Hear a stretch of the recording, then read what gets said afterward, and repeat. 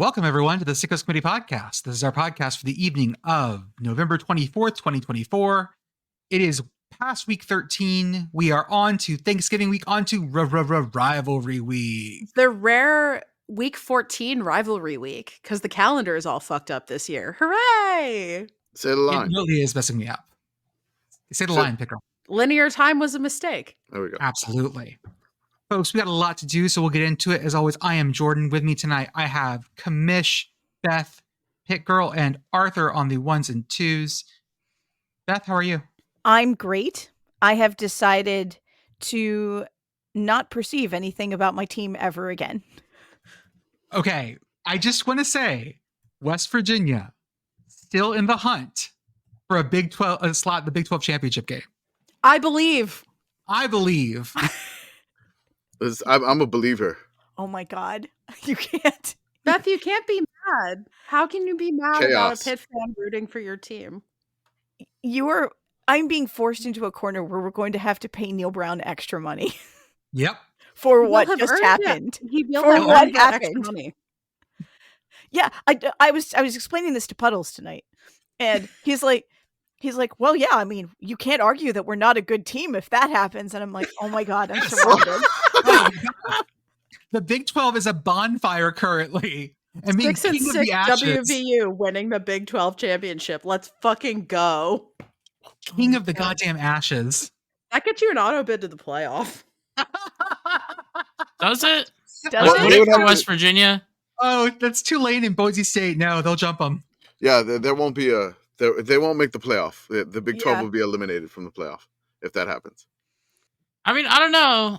Like West Virginia, they'd have to at least beat a good team in the Big 12 championship game. Maybe that jumps them back up ahead of those other teams. Are there any of those? Those 5 losses, I don't know. That may hurt. Yeah. Pitt Girl, how are you? Happy Sunday. I went to Ots night on Friday night. That's always a good time. So, living the life. You were screaming Ocean Avenue like any good Audie, so congratulations. Yes, it's the vibe. It's always the vibe. That song can come on anytime, any place, and I will scream it. Correct. Commish, how are you, sir? Man. Oh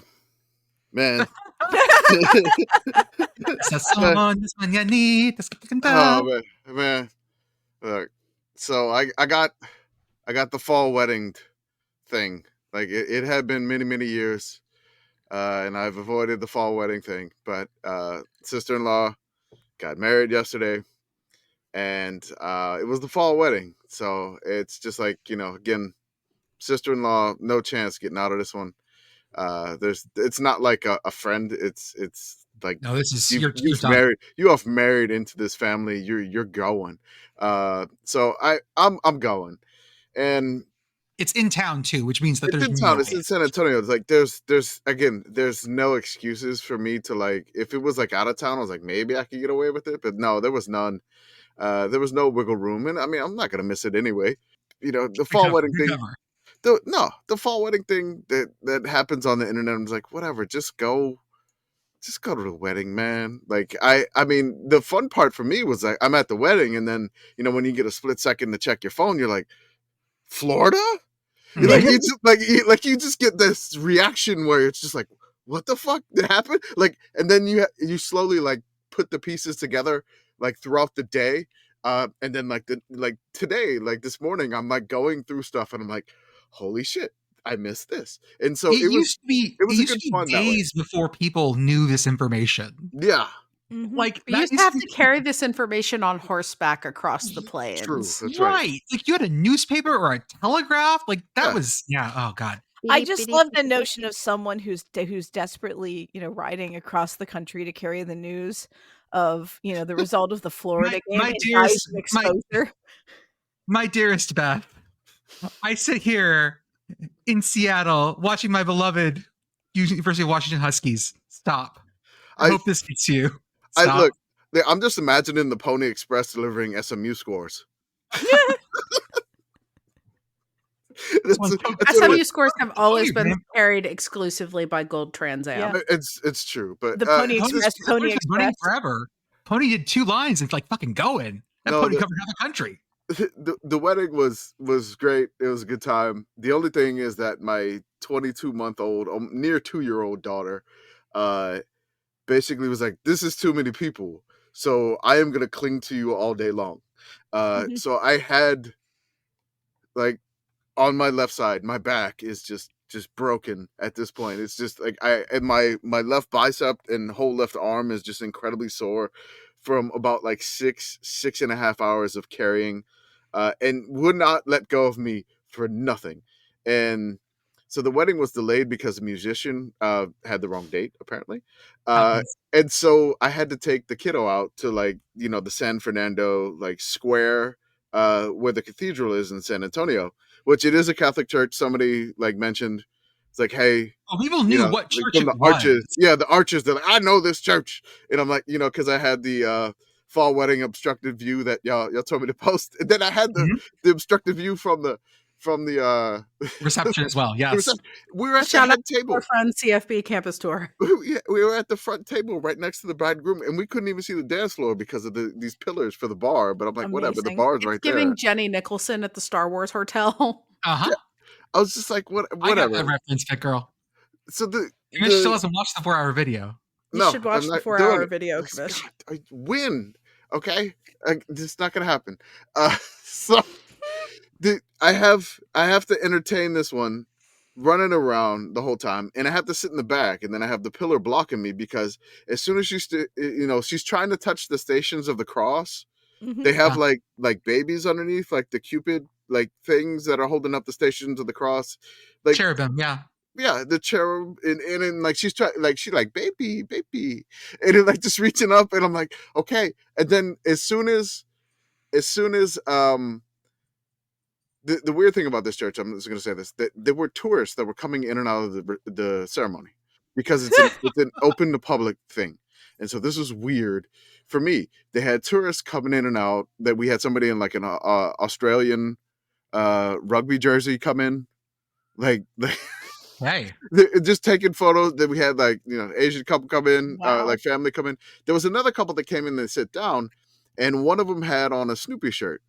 And so my daughter saw, like Snoopy, and then they left, and then she started flipping out. So I had to go take her out, and she was like, Snoopy. And then every time I try to bring her back in the ceremony, she was just like the loudest, no.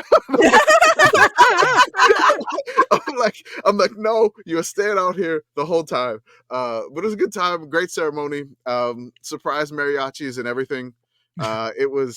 We went from Sweet Caroline, because the groom's family is from Boston, and then, like, surprise mariachis within, like, a very short time frame. And beautiful. That is a weird Venn diagram that doesn't really overlap much, I don't think, at all. But it was a good time, and it was fun. It was fun missing stuff happening, because just again, like, looking at this, like, what happened? What did this happen? So I just kept doing that all day when I look at my phone, which was great. Let's start with the biggest bowl game news from this weekend, the Extra Points Bowl, supported by the Sickos Committee. Beth and Arthur were both there. Beth, how was it? It was great. It was incredibly cool to get to be a part of a D3 bowl game, of which there are not many. I think there are maybe 10 this year, 10 to 12, and that's way more than there have been. Mm-hmm. It was really cool to get to go to Canton and to see the fans that were there. It was cool to hang out with Matt Brown. And everybody was incredibly nice. We handed out stickers, got to say hello to a whole bunch of people. I think my favorite part, there's not a lot about college football at this point that can just be like the pure enjoyment side of it without it being tainted by something. This met that test, which was very cool.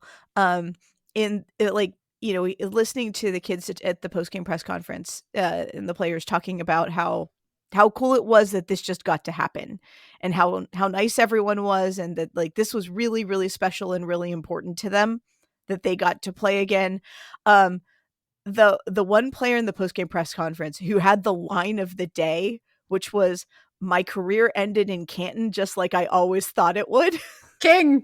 That's so good. Amazing. That's awesome. It was really, really, really cool. So, yeah, if you missed out on this one and on coming out to the Extra Points Bowl, come next year. It is an absolute blast. We That's all got to be awesome. very silly. Good. Arthur, how was it for you? You have fun? Yeah, I mean, I always have fun wherever I go, but this was definitely an event, and it felt like an event. I mean, Mhm. it's the Pro Football Hall of Fame. Like, I don't know the last time I actually watched an NFL game, but like being in that stadium, like it's still a cool atmosphere, a cool environment. I mean, it's a really nice stadium, especially for Yeah. like how much it gets used for. Like it gets used for like one NFL preseason game and like high school football. So, but like the facilities are top notch. I mean, we were getting lost in the mazes underneath, the stadium, Yeah, multiple times. trying to get between like the field and like the boxes up top. But yeah, I mean, everything, like it's a world-class facility that they have there. My favorite part about the facility is the naming convention for the parking lots. Beth, Yes. what parking lot did you park in? I parked in Unity. Oh, really? I was in the honor lot. Why is it giving leaders and legends? I know, like that's what all like. There's a respect lot. There's an integrity lot. I mean, there's like I wish I'd taken a picture of like the map when you're like walking around because they're all labeled. There's a Ferris wheel. Yes. It is like next year we all need to go. Yeah, no, we all need to go. Like, and my favorite part is like you're looking at the map and like yes, you see the parking lots with the names like that, but then you also see like all of the facilities, like it'd be like the athletic fields, which those are actually sponsored by Forever Lawn. The stadium, the Hall of Fame, like shops, and then there's water park, which that is still under construction. It hasn't been finished yet. I don't know what the estimated date on that is, but hopefully it's done by next year. They're building a hotel attached to the water park as well. So, hopefully next year we can just stay at the Hall of Fame and on site. Yeah. At like the Great Wolf Lodge adjacent. Yeah, just be at the water park. It was really, really fun. So when I got there, I checked in. I went through media entrance because I picked up a press credential for it. I went up to sit in the press box, and I passed Matt Brown in the hallway immediately. He was like, "Oh, I'll come get you in just a second." And I was like, "Oh, okay." So like I wander into the press box, and I'm like setting up in the press box, and like it's like an NFL quality press box. It's a very, very, very nice kind of a press box. I'm just like, I'm getting set up, and like I leave to go to the bathroom, and I pass Matt Brown again, and he's like, "Oh yeah, you need to be over here." And I'm like, "Over, like, okay, where's over here?" And so he's like, "Grab your stuff and come over here." So I walk through, and he's like, "Yeah, you're a sponsor. You should be in the sponsors suite." And I'm like, "There's a sponsor suite. That's cool." So he's like, "Yeah, the PAC commissioner and the president will be over here, and then the Ohio conference president will be over here." And they're like, "We're over here." And he takes me into this really nice box that's covered in like a D3 conference swag that we can just have, and has endless food, and like has like the big press box windows at the top. Yeah, they're motorized. We could open those. Ooh. Yeah, I heard you did get to meet your conference commissioner. I did. Yeah, the PAC conference commissioner. I am now buds. It is the only time in my entire life that I've gotten to have a discussion with someone about 2005 Teal College football. There's like 8 people in existence I could have a conversation about that with. Yeah, it was bonkers. I love this for you. It was so funny. I was in a place where everyone knew how to say my college's name. I saw the Sickos Committee signs, which are always amazing. It was just... We were up on the scoreboard. It was very cool. Wow. So glad this happened. So glad it turned out so well. Excited to see what it becomes next year. This is going to be great. And Arthur seems to have acquired a very good hat. Oh, sorry, I didn't even notice. As a I should go get mine. Should I get the PAC one and the Ohio Valley bucket hat that I grabbed? Oh yes, please. Are we good? What was the final score? I missed the final score. 27-13, Westminster won. They won on the strength of a punt block touchdown and a pick six. Hell yeah! I mean, that's perfect for us to be involved. Yes. And Arthur, why didn't we see the punt block touchdown? Because we were trying to figure out. So we were down on the field level for the coin toss, taking pictures. Matt Brown was the one who actually tossed the coin. He did a pretty good job. He had to like jump out of the way because he like flipped it in the air and like it was kind of coming back towards him. But too close, Matt. You got to practice more. But you know, I've seen worse coin tosses. And True. No, so we were trying to then go from the field back up to the box to watch the game, which to be fair involves not one but two elevators. Not one of those. Too many. Yeah, because there's the one elevator that goes from like the field halfway up, and then you have to switch to the other elevator that takes you the rest of the way. Gotcha. Well, I think it's time to talk about, well, let's talk about job news first. I have to say this. Tulsa fired their head coach, Kevin Wilson. He was 7-16. This was his second season. This is the sixth American head coach to be fired this season. It is a brutal job prospect out there. There we go, Beth. I love it. Yeah, it's Perfect, weird. Beth. It's weird, man. It's all these group of five coaches, and specifically in the American, and a lot of them haven't been there this long. Like, this is not the first coach that's been fired this in their second in the season middle of their second season, not at the end. Right. It's this feels wild in terms of just the AAC is not the conference that I would think about as like, oh, if you don't win immediately, like you got a hook. Kevin Wilson was a kind of an odd hire. I think when they made it, like a lot of people were like, really? Like that's who they hired? And honestly, a lot of the firings have seemed to have been so far coaching hires that were kind of like, huh. Yes. When they were made. You know, not all of them, but you know, guys like Kevin Wilson, Biff Poggi, you know, just Tom Herman, guys where it's like, okay, they're not winning immediately, and also like they don't really seem to be well liked. So, you know, I don't know. I mean, I guess that's just the business. I think it's interesting that we still have so many G5 openings and no power conference openings. I mean, my guess is that like the power conference schools are all saying like, we don't want to fire a coach now because we want to put that into NIL, which is a funny concept because you think about how recently it was just like, oh, like, you know, A&M can fire Jimbo. That money's nothing to them. And now suddenly all of these power conference schools because they can like, do something with it now. Oh, because money's they had this real. cash on hand and could not do anything. And now all of a sudden they can do something with it. So all of a sudden it's way more real. But I think speaking to the G5, go ahead, Pitt Girl, you're making faces at me. No, yeah, I'm making faces because I feel like maybe there's a paper in here about interest rates and college football buyouts, but like that would also be no, good. I don't think this is a problem for your future, Pitt Girl. Yeah, I don't think it's like it's not interest rates. It's because the buyout money comes from donors. Like no, a I lot know. of times that's not the universities themselves cutting the checks. No, 99% of times it's not the universities cutting the check. Mm-hmm. But it's still very much a like in this SAI will kind of situation. So like, but that donor money is specifically what funds NIL, right? So like the school money, they legally cannot do NIL with that. So they can still use the school money to fire coaches. The donors aren't lining up to do it for them anymore. The interesting thing here, I believe, is that we have 6 openings in the American, and none of them are at UAB. Somehow. It looks like somehow Trent Dilfer has survived, or at least through this week he has, which is a wild thought. Because if you told me there were 6 openings in the American, he would have been first, second, and third on my list. And it's kind of wild that he was not. Commish, you want to say something?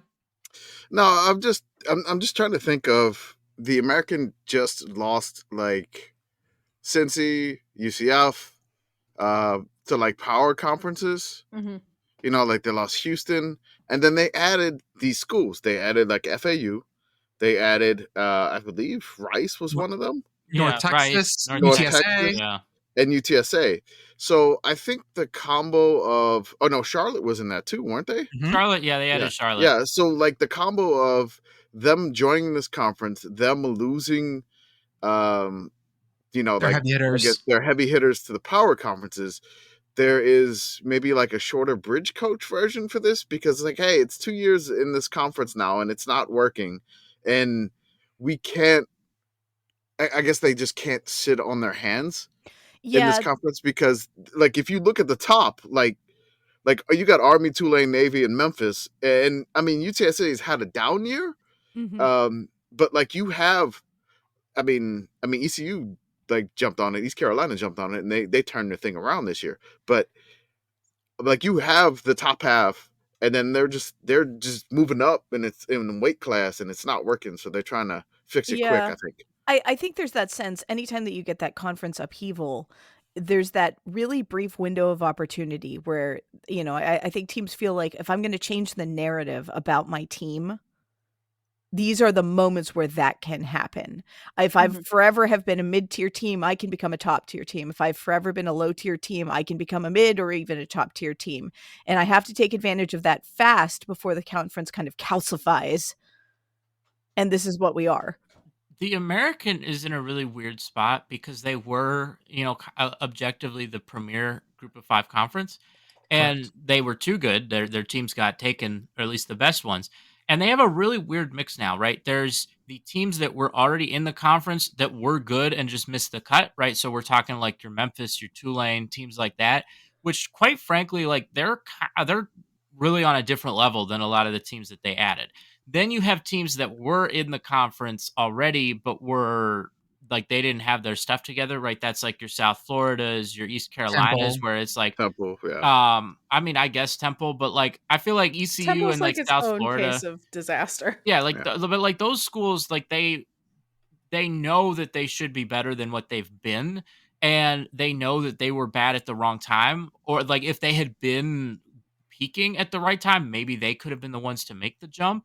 And so they have a lot of pressure to, like you cannot play at the level of the teams that just came in. And then you have most of these teams that came in where it's like, yeah, like a lot of them didn't come in with like great Conference USA success. Like it's not like, I don't want to like talk trash or something, but it's not like Rice or like Charlotte or No. Like it wasn't like these schools were tearing up Conference USA. Like UTSA is probably the only school, like UTSA and Marshall, in terms of like schools that moved up from Conference USA, were probably the only ones there where I was like, oh, like they're like they could, actually make that jump from a football perspective, not just UAB too. I guess so. There's another one, but like there weren't that many. Like there were a lot of teams that made that jump to fill out a conference. Like it wasn't like like we're jumping up. So it's just a really weird situation, I think, because there's such a big gap. Like the level that like Memphis is on versus the level that Charlotte is on. Like it's I don't want to like talk down to a school or a fan base, but like it's a much bigger gap than you usually see in an FBS conference. Well, that one was kind of close this year, so though maybe not a good example. It was a 5-point game, but yeah. Let's talk.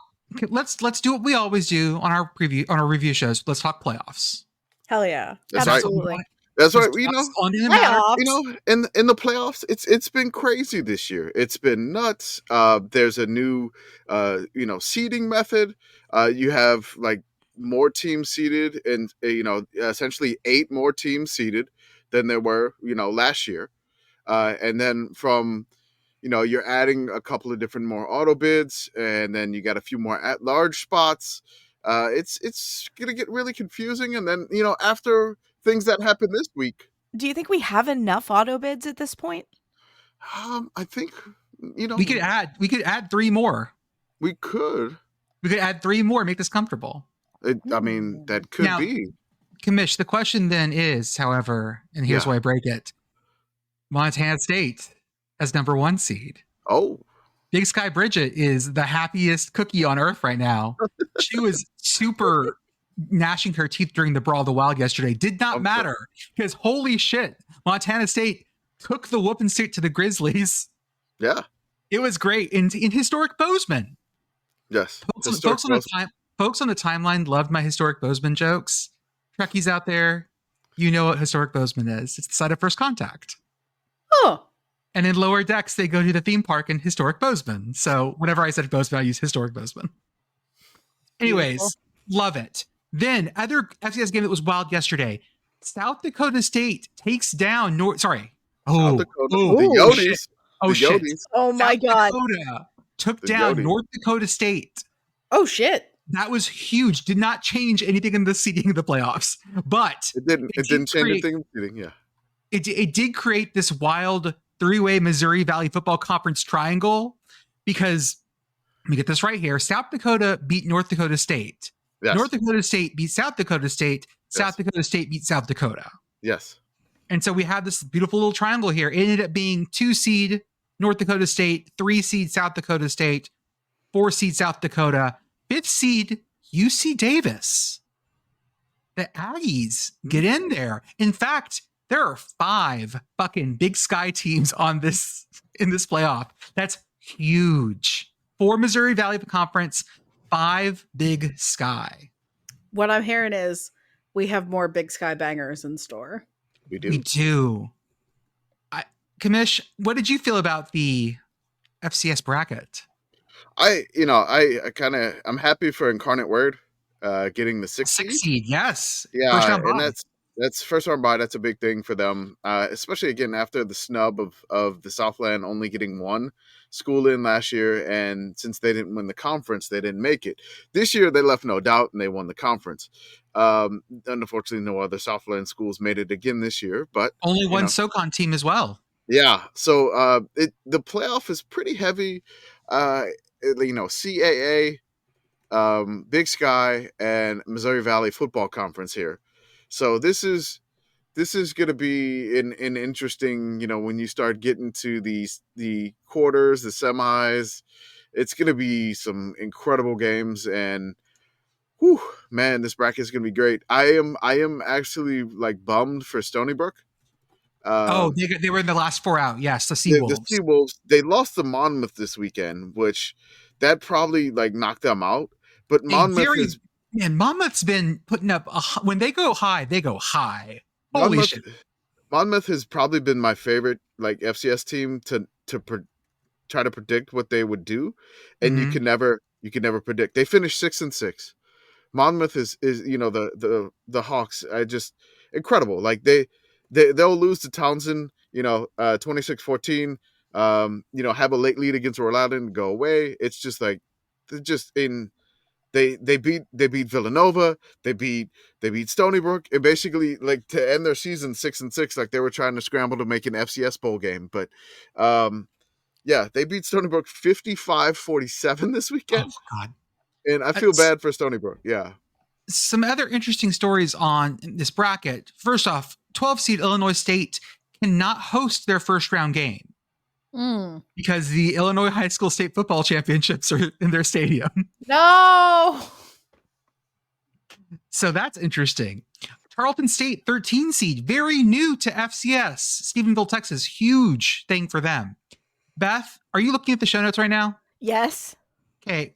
On that right bracket side, I want you to tell me who Montana is playing in the first round and what time it's going to be at. Montana is playing Tennessee State, and that's at 10:15 Eastern. So Tennessee State's traveling to Missoula. Okay. Is that 10:15 in the morning or 10:15 at night? That's PM. We're playing this game at 8:15 a.m. local. That's blowing snow in Missoula, Tennessee State.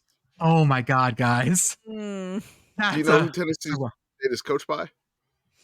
No, who's it? Heisman Trophy winner Eddie George. Ooh. That's right. Ooh. Should be fun. All for the honor to run into the wrecking ball that is South Dakota State. Hey, you know what? It's that time of year. Yep. Villanova beat Delaware on their way out of FCS. Villanova's numbered the 11th seed here. Hey, good for you, Villanova. Villanova has Delaware's number. It's been like they've owned that rivalry for the last couple of years. Commish, you might notice something here. Arthur, you going to say something? Yeah, I just want to say, I just think it's interesting. this past Friday, out of nowhere, Kendrick drops an album, and now we have Drake coming back and making the FCS playoffs. That is true. Yep. If the Tarleton band does not have Not Like Us worked up, we got to do that now. Got to do that now. Commish, you might notice that Rhode Island is playing Central Connecticut State. Oh. I need to tell you about the Central Connecticut State Duquesne game real fast. So I saw Duquesne lost by 7. They did, by 7. And they lost the auto bid that way, and I'm like, really? Bless the people in my comments who were like, maybe the NEC is a 2-bid league, guys. No. Just that one.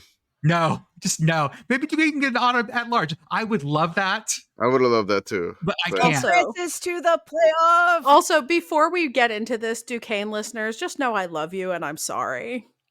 Oh God, what happened? I don't know. I'm a little mixed on Duquesne, but Okay, I just want to say, like, people want to say what they will about the NEC, but like the NEC did get a win over an FBS team. They did. Correct. So It was Kent State, but still. And a Still lost counts. 52 team. Count it. Count it. Commish, I'm going to make sure I get the numbers right here because during this game, there it is. Duquesne threw 7 interceptions. Oh no. And only lost by 7. Well, I mean, they lost.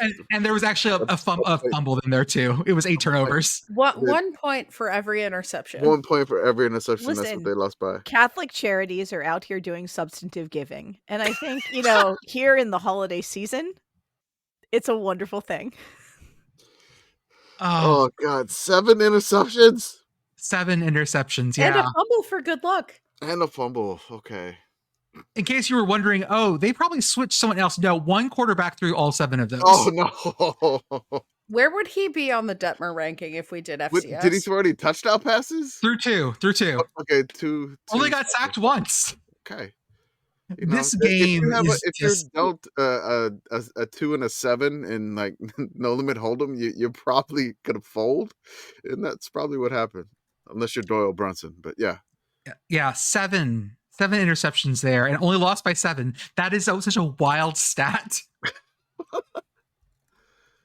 The other one, of course, Commish. You went to Flagstaff. You looked at Lumberjacks in the face and you said, "I believe in you," and you winked at them. That's right. And since then, 5 in a row. 5 in a fucking row. They won the one in like dramatic fashion with an extra point controversy, yes. But still, they made the interception at the end of the game to win it. I made friends with the loggers there, and I left. They were 4-4. They won 4 in a row after I left Flagstaff.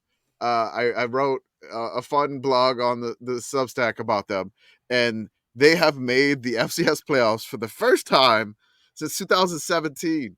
They were a bubble team. Like, yeah, man, it's just incredible. Like, just seeing the video that they posted on like Instagram, which, just a lot of screaming and yelling and like enthusiasm coming through the building and like hugging each other is incredible.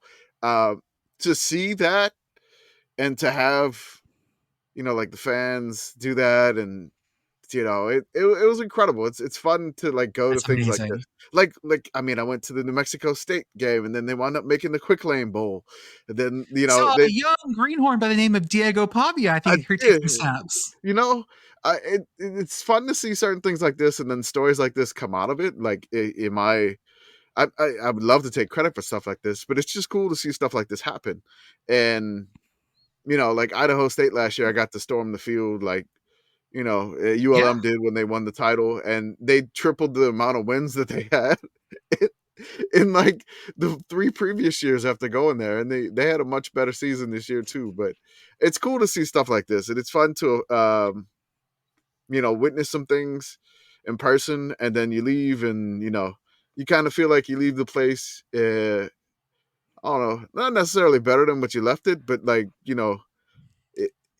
Just bringing up my relationship advice again. Oh yeah, totally. No, I'm talking about like, you're walking in the forest and Yeah, you that's my don't relationship you don't advice. disturb anything, and Yes, you leave people better than you found them. Right, which is or exactly what Jordan did for Pitt.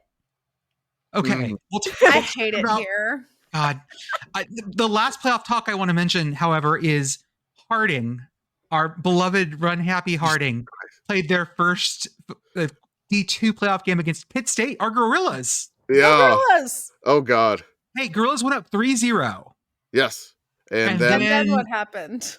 That was 53 unanswered. Oh, sorry, 48 unanswered. Oh no! Oh no! yeah, Almost 600 rushing yards by Harding. Oh. They threw. Hold up, how many? 67 passes. 67 pass yards. Sorry.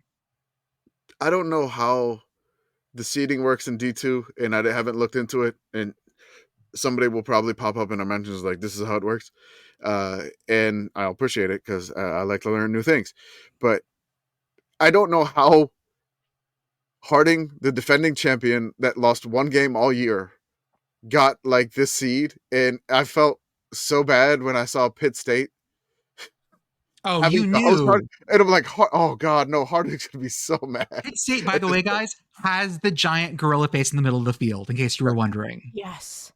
Yes, it looks amazing. My question is, how does the clock work in D2? Because 600 rushing yards, that game had to be about 19 minutes long. It felt really fast. I had it on a fifth Hulu screen for ESPN Plus. It was a very quick game. Also, the team that beat Harding, Wichita Baptist, out. Round 1. Central Arkansas got him. Done. So this is going to be an exciting D2 bracket. I'm excited to go to the championship game like I always do because it is in Frisco, Texas. Let's talk about the week. Nebraska 44, Wisconsin 25. Huskers, you're free. They did it. They get to go to a bowl game. Dana pulled off the heist. He did it. One last job. I'm just imagining Dana's the gymnast one that's like flipping into the thing. Yeah, that's it. Yeah, Dana Holgerson, the very spry gymnast. That's Nebraska what I imagine. Admiral Dana Holgerson. Nebraska Navy Admiral Dana Holgerson. Does Nebraska have their own nuclear keys? Because if they do, they should just give them to Dana. They should not do that. They should very much not do that. That'll wind up on the craps table. I don't know if Dana plays craps, but no, it just look. I'm happy for Nebraska. I had to catch up on this one because again, busy. But they had 478 yards of Husker offense, which is the most offense they've had since week 1 against UTEP, where they had 507 yards. This is from Alex Kirshner, but I found it from from Andrew, our corn correspondent. Nebraska ran 74 plays yesterday, and 0 of them went for negative yards. How amazing is that? Wow. Right? I need to figure out if that's actually common or not, but holy shit, that's amazing. It doesn't feel common. No. It feels like something. So Alex Kirshner said it on Split Zone Duo, and then our corn correspondent listened to it, and then I believe skeeted about it, and that's how I found that. Stop. No, we're not. That's what it's called, Jordan. That's what it's called. I don't care. I just want to ask you guys a question. Can you tell me the last time Nebraska won a 6th game of the season? What was the number 1 movie at the box office that week? 2016. When they got their 6th win in 2016. Okay, number 1. Oh, was that? Oh, was that? And now, hang on. Now I want you to look in the Discord channel and see what we have here that I believe is responsible for Nebraska being bowl eligible once again. Okay. Oh God, was he the accountant? God damn. Oh my God. God damn. Oh, it's his favorite movie. Movie keeps coming back up. The Accountant, the number 1 movie in America. Nebraska gets their 6th win. 2016 was just simple time. Now, The Accountant 2 is coming out. It's not coming out until April 25th in theaters.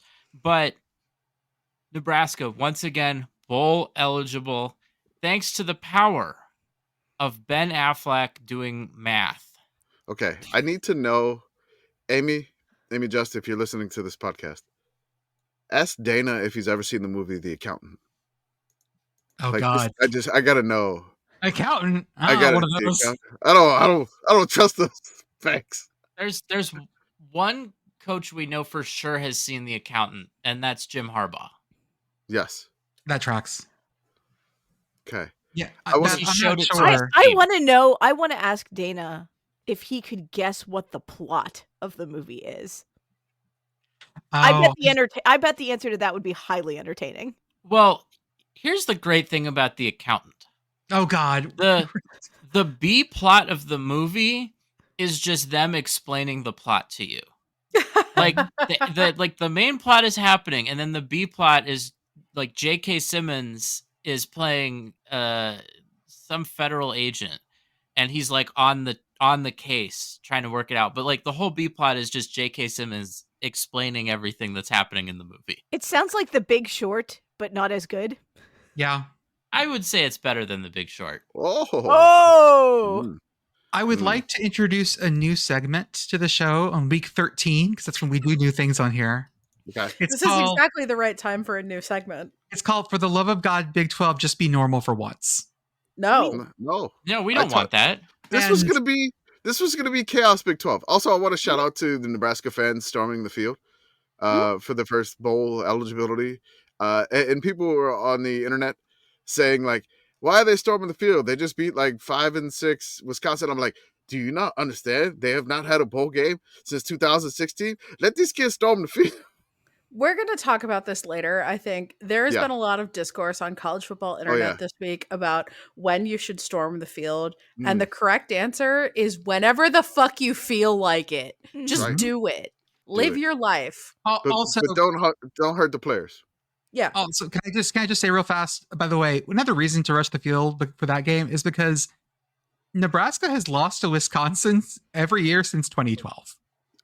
Oh, I thought it was 2000. No. Yeah, 2012. Yeah, they haven't beaten Wisconsin in so long either. So it doesn't matter what the record is. They still couldn't beat them. Was that one Big Ten championship game included in that? That was the first time. That was the first win in this. That was the curse that started it. Wow. Because I mean, you talk about an embarrassment. Dana did it. Sorry, Nebraska, for bringing that up. So long ago. I'm so old now. Yeah, I get you. We do need to talk about, for the love of God, Big 12, just be normal, please. BYU 23, Arizona State 28. Okay, two things here. One, Kenny Dillingham got too cute and forgot to count because none of this shit should have mattered at the very end because he sends Arizona State's quarterback to basically kill time running around behind the line. Mm-hmm. But didn't do the math quite right because we end up with a ball thrown out of bounds with 1 second left on the field. And so here's what happens. Game feels like it's over because the clock shows 0 at that point. Students rush the field. Mm-hmm. And it's an Arizona State crowd. They are rushing it. But the game's not over. And so you have a ref in his little ref hood trying to do this in a crowd of screaming Arizona State students that are so drunk and just like want to like look behind him.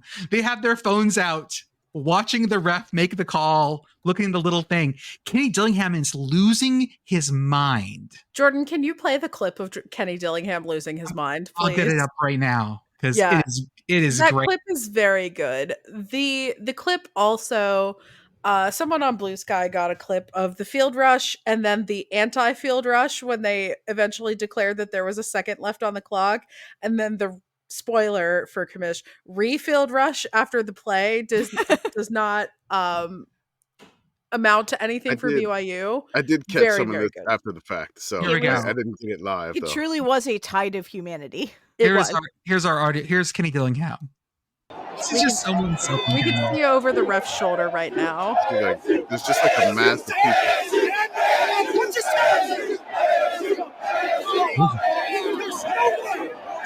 No way.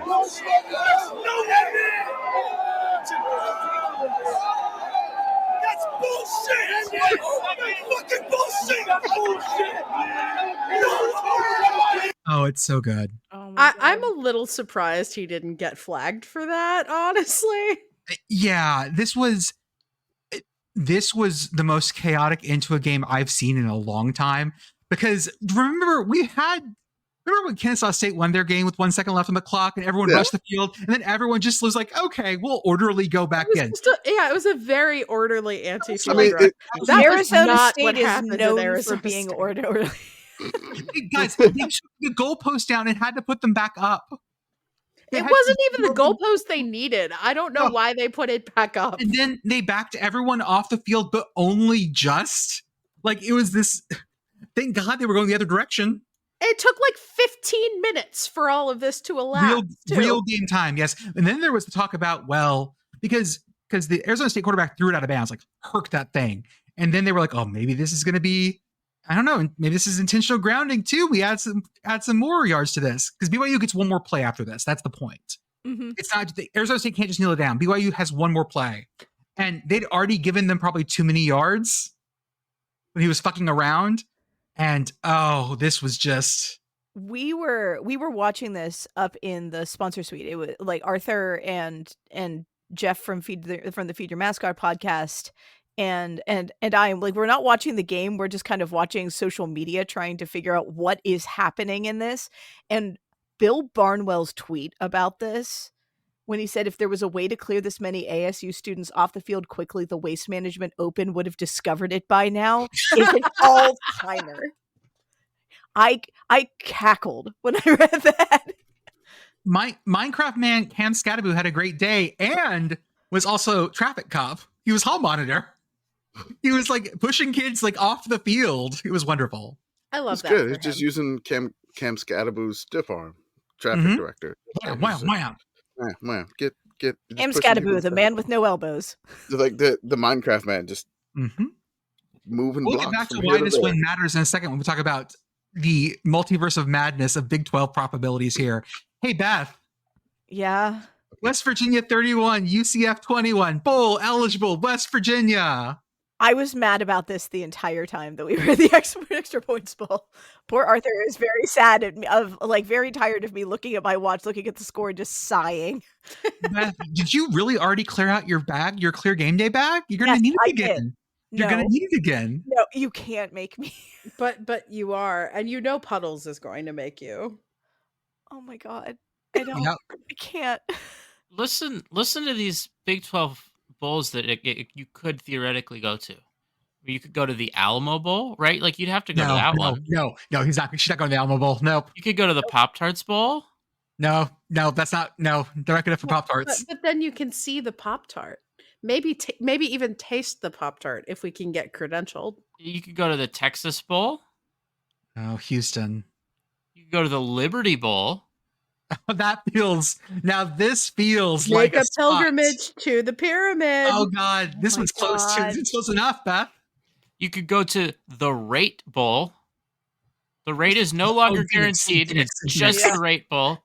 You want to see the game at the Arizona Diamondbacks Stadium. It's not the Arizona Cardinals Stadium. Yeah, if I've learned nothing about our current state of inflation, it is that the rate is not guaranteed. You go to the Armed Forces Bowl. Oh, I'll be at that one if it happens. Actually, I might be out of town. Oh my God. Okay, so I mean, last year we played this game, and all of a sudden the Mayo Bowl jumped out of nowhere and snatched us. But that's probably not happening. I don't think anything is. Yeah, I'm kind of hoping now that we end up being one of the bowl eligible teams that just gets left out. Nope. Unlikely. No way. Absolutely zero chance of that. Well, you know what? You could need to have that clear bag for not one but 2 games. Oh, Because need it. We'll get to that in a moment. Yes, for the Big 12 championship game. The other another murderous rampage. The Kansas Jayhawk was seen over the body of the Colorado Buffaloes, 37-21. This was never in doubt. No. Kansas showed up and they were just angry and they destroyed Colorado. Thank you, Kansas, for freeing us from the scourge of it's not end over. of season and It's or Oh, it's still there. No. Oh, it's still there. No. Well, I mean, okay. There's no way. For all of the talk about how, the Colorado discourse is going to be, I have not heard people talking that much about Colorado. No, Like- we all stopped and they got better. Yeah, And like now people- we're talking about the fact that we're not talking about Colorado, which is This is also the exhausting. this is anti-Tinkerbell, okay? If you give them bad vibes, she flies. If you ignore them, I'm just saying there's Does what? certain things where I see people on social media complaining about like something, but I don't actually see the posts. Like I'll see people complaining about like oh, like I don't like seeing X in my timeline, and I'm like, timeline. yeah, You curated this. yeah, exactly. Well, I don't. I Arthur, like. I'm I'm just. happy to put together a list for you of people talking about this. I'm happy to. Bad Colorado takes. Yeah, Blue oh, Sky. dude. We could do. Hey, you know what, Arthur? I'll tag you in every one of those on your personal account. Oh my god. I mean, like you can do that. I'm probably not going to see them. Still, That's fine. I'm not going to be paying attention. I'll tag them so you know exactly where they are. The other murderous rampage, less so. Oklahoma State 0-8 in the Big 12. Yikes! No, this is. but- I never thought I'd see this. You skipped something about the Kansas game I wanted to mention. Oh, go ahead. So Kansas punter Damon Greaves' family made the trip from Australia to Kansas City for the Colorado game. They didn't get to see any punting. No. It was an 22 altitude. 22-hour flight to go see their son play, and Colorado didn't stop Kansas once. Touchdown, field goal, touchdown, field goal, field goal, touchdown, touchdown. And then like basically that's it. Yeah, I mean it's kind of funny to me because like Kansas basically just did all of the stuff to Colorado that like people had done in the past and it worked. You Yeah. know, like we're gonna run the ball and like their line play isn't gonna be good enough. And you know, like Kansas won the line of scrimmage and Devin Neal, that was just phenomenal kind game. of like, yeah, like Colorado, that's their thing. They have good skill position players because they can get those in the transfer portal. Their lines aren't as good, and Kansas is like the first team in a couple months to go and actually exploit that. Texas Tech 56, Oklahoma State 48. Like I said, Oklahoma State 0-8 in the Big 12, which is fucking yikes. That is bad news in. Oh, Arthur, I love that you've used my bootleg Shock Pikachu as your avatar. It's wonderful. For the record, I didn't do that on purpose. That's just what popped up. Like I didn't click anything. Oh, I know. Actually, I know exactly what happened. I was messing with something in case I wanted to live stream something, and I had to set that. I just dumped it in there. Never mind. Okay, yeah, no, Yeah. like I stopped my camera, put myself on mute because I was just gonna go to the bathroom. See, that it didn't show up for Beth though, huh? Okay. No, it's only Arthur because is Shock it's Pikachu. because everyone that like does actual There's- like StreamYard stuff is all logged into the same Oh, same account. account. I'll That's be right. That's right. admin. That's Okay. right. Yeah, Beth and I are not admins, as Nope. evidenced by our general status as permanent squatters on this podcast. What this means is that the three of us could all change what that image is. That's true.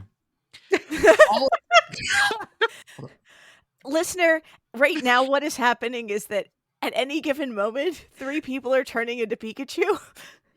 We have at least one Pikachu at any given moment. Right now, we have 3, and Oh. me and Beth, who cannot be Pikachu. Nope. I would like to say now that the Big 12 released an email today being like, there are millions of strands in the multiverse, and it is dangerous for us to tread where we do not know. The multiverse is a concept about which we know frighteningly little. See, I'm just picturing like Big 12 Doctor Strange, like Mhm. working through all the potential it's in the outcomes. podcast chat already. It is. So basically, going into this week, there are 4 6-2 teams and 5 5-3 teams in the Big 12. And basically, there are a bunch of scenarios how this plays out. The fun one is that if all four of the 7-2 teams, sorry, 6-2 teams win, that means that it's Arizona State, Iowa State. That's how the tiebreakers fall. Yes, banger. But if everyone else, so if West Virginia beats Baylor and BYU loses and Colorado loses and Arizona State loses, West Virginia's in. Do we know what the odds on that parlay are? Oh, that's got it. That talk about a fucking nightmare parlay. I mean, I'm not a If gambler, you pull that I up, might put $1 on that your one. phone should fucking shock you if you pull that bet up. There should be tactile, immediate, painful feedback. Good God. Again, I'm not a gambler, but I could be persuaded to put $1 on that one. I love that they came out early and just were like, here are all the possibilities. Here's some of the possibilities. Sorry. These are definitely not all of them because there are way more than somebody said there was like 250 commendations or something. Probably. That could happen. Yeah. I think I thought I put that tweet somewhere. It's so good. No, I didn't. All right. Okay, so let's I found it. It said this. The Big 12 tells CBS Sports there are over 250 possible combinations of teams that would meet in the conference championship game. This is the perfect kind. People are complaining about this, and I said when we got rid of divisions, like here's what you get. Yeah. Yep. By the way, you know who doesn't have this problem? The Ivy League, because we are classy gentlemen and lady gentlemen. You can be nowadays. You're allowed. That don't do things like tiebreakers. We settle it on the field. To the Ivy League. And then when things don't get settled on the field and everyone has 2 losses, you declare 3 champions. Congrats, Columbia. Your first championship since the 50s. Dartmouth, of course. Go green. And Harvard gets a share of it too, because why not? And we all go home happy. We all get trophies. Kids these days. Ivy Leaguers these days with participation trophies. This is just a gentlemanly thing to do, not to use math or numbers. We just shake our hands and go, we've all won. Good day, sir. The Ivy League doesn't have a single champion because of woke. I do want to say congrats to Columbia because this is their first Ivy League title since like 1963. Yeah, something like that. It's incredible. Shout out to the Lions out there. So that's awesome. Under new management too. They are going in the correct direction by a long shot. I mean, look, man, you win a conference title no matter how you do it, Ivy League style or whatever. That is a huge accomplishment. The gentleman's three-way, we call it, sir. Okay. Definitely don't look that up on Urban Dictionary. The gentleman's. Everyone wears handlebar mustaches. Son of a bitch. That's the podcast title. If that's what you're into, I guess. That's the podcast title. The Gentleman's 3-Way. God damn it. Before we go to break, I do want to talk about a rivalry game that was played. The big California rivalry, I would say. Some say a big game. Tightwad Hill got the shot on the broadcast, which is great. If y'all don't know, Tightwad Hill is the place where you can watch Cal football for free. They've invited us several times. We'll have to take them up on that one day. This was great. Fernando Mendoza, like he went. So back up. Stanford had this game in hand. Just so we're clear, Stanford was up big, like 2 scores at one point, and I was like, oh no, Cal is just absolutely like Cal's just fucked this. They're gonna get big gamed. This happens. Congrats, yay! But no, Cal claws back, and they storm the field, and we get one of probably my favorite quotes. Let me play it for you guys. This is the Cal quarterback. 110 at the start of the 4th quarter. What did it take to come back? Hey, first of all, I want to give all the glory to God. That was an amazing comeback. It's a testament how tough we are as a team. I love my boys. It's amazing. I'm so proud of everyone's team. We're 6-6. We're bold bound, and we retain the axe. Go Bears forever. Let's go. You were so emotional right. That's so good. It is very good. I think you were missing the part. You're like, it was just 98 yards with my boys. Oh, hold up. Yeah, let me get it. That was the part that you were looking for, I think. No, I like the first part too, but let's go. Oh. What's bringing out these emotions for you? We worked so hard. We worked so hard for this. I apologize for getting emotional, but it's so hard. As an offense, we've done everything that we possibly could have throughout the summer to being down, having a close game. This has to be the most special moment in my life today. Look around at these fans. fans in this moment. What will you remember most from this victory today? I remember going 98 yards, my boys. 98 yards at that moment. We told them, this is why we did the camping trip. This is why we did every Saturday walkthrough. It's why we stayed late until 9 p.m. watching film together. And so that meant so much to me to go 98 yards against a defense that's been playing great. And we ended up scoring in the clutch. Fernando, you talk. So good. 98 yards with the boys. I also love the like ACC football banner across the top of this. Noted ACC rivalry, Cal Stanford. Oh my god. Do you guys know what the stare is? I do now. Ben, So I was aware of it, Vamp but for a second. Vamp for a second. So Vamp, like go for it. I was aware of the stare like before, so it's just basically I know it's the Stanford band and the Cal band. They just No, or not is the it, it's not bands. them? It's not the These aren't bands? the bands. These are the student like rah organizations. I'm gonna play Okay. this while Commish talks. Okay. All right. So they basically they hold the axe and they just stare at each other. Like one of the teams who has the axe, who had it, which Cal, they won it last year, and they just stare at each other. And it feels like it's This high show- noon. It's high noon. And you can just have like the This Western is in the music middle here. of the game. Do they do this for the whole game? I don't know if they do it for the whole game, but they do it like towards the end. That's 2 minutes left in the game. It's also worth noting, and I only saw it for a second there, the Stanford side of it is wearing what looks like fraternity leather shirts, but it's Alpha. It looks Alpha Chi Epsilon. Yep, Alpha So Chi it just Epsilon. says Axe. Axe. It is great. I love this. Yeah, Cal, this was a furious comeback. 98 yards with my boys. Congratulations, Cal. You get the axe. And bowl eligible. Honestly, if anybody deserves to be bowl eligible this year, it's Cal. Yeah. Pour one out for early season Cal. But shout out to the Calgorithm who gets to keep shitposting for another month? That's right. Question mark? They get another month practice of shit posting. It's great. And guess who is locked into last place in the ACC? That's right, your Florida State Seminoles. They're locked in now, all by themselves. Life comes at you fast, Tallahassee. Jesus. Okay, folks, let's do some ad reads. As always, on Saturdays, in fact, this is the last Saturday coming up of the College Football Blitz on the Varsity app. They do not do bowl games, so it is just this last one. On Saturdays, you can listen to the College Football Blitz on the Varsity app for free. It is College Football Red Zone for radio. I heard some great calls this weekend. I got to hear the end of the Oklahoma, or the last pick in the Oklahoma-Alabama game. I got to hear Jackson Dart throw a crushing interception from the Ole Miss radio call, who I believe called it the worst thing he'd ever seen. And so these radio calls are great. Listen to them. You got one more Saturday to do it. Check out our link tree on our Twitter, Instagram, and Blue Sky profiles for various discounts.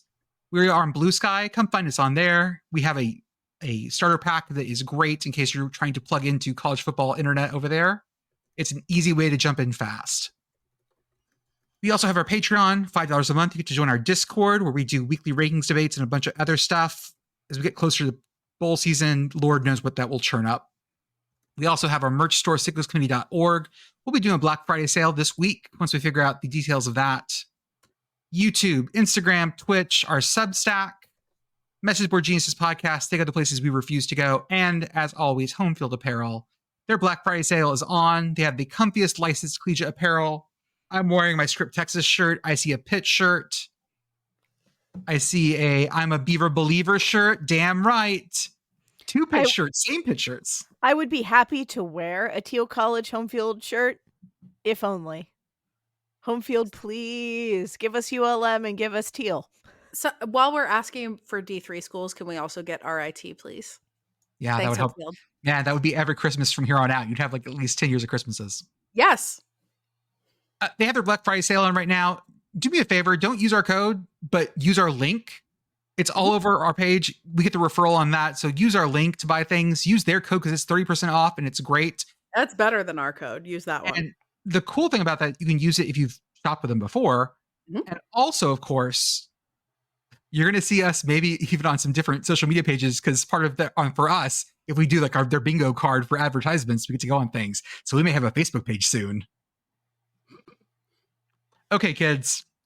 We got more games to talk about. We don't have to do all of these, but I do want to talk about some of them. The Thursday night game. Let's wind back the clock. Georgia Tech 30, North Carolina State 29. The ideal Thursday game. Bees. Georgia Tech had to come back. Like, it was a last minute win. It was just perfect Thursday night football. It was great. I think my favorite was the pop pass, like the weird formation that NC State had, and then they try to run a pop pass out of it, but then the pop pass like gets deflected from the wide receiver and deflects off the quarterback, and Georgia Tech just picks it up and takes it back for a pick six. So it was just like I think it was, didn't they summon us? Didn't they like shout us out in this game like a few seconds before this occurred? Yes, they did. Yes. So I didn't mention it up top, and I should have, but we have infected weeknight football. Weeknight football knows we watch. It's like a little bit concerning, honestly. Like they're a little bit too aware of us. Yeah. It's kind of freaking me out still. Like we're the ones who watch. Don't watch us. Yeah. Who watches the watchers? Mm-hmm. No, but yeah, we're there, and it's like, wow, this is a great play. Like we got mentioned like 3 nights in a row, and we're like, what is going on here? It was Mac, and then this one. Yeah, we're beginning to be like the free space of weeknight football bingo. Yes.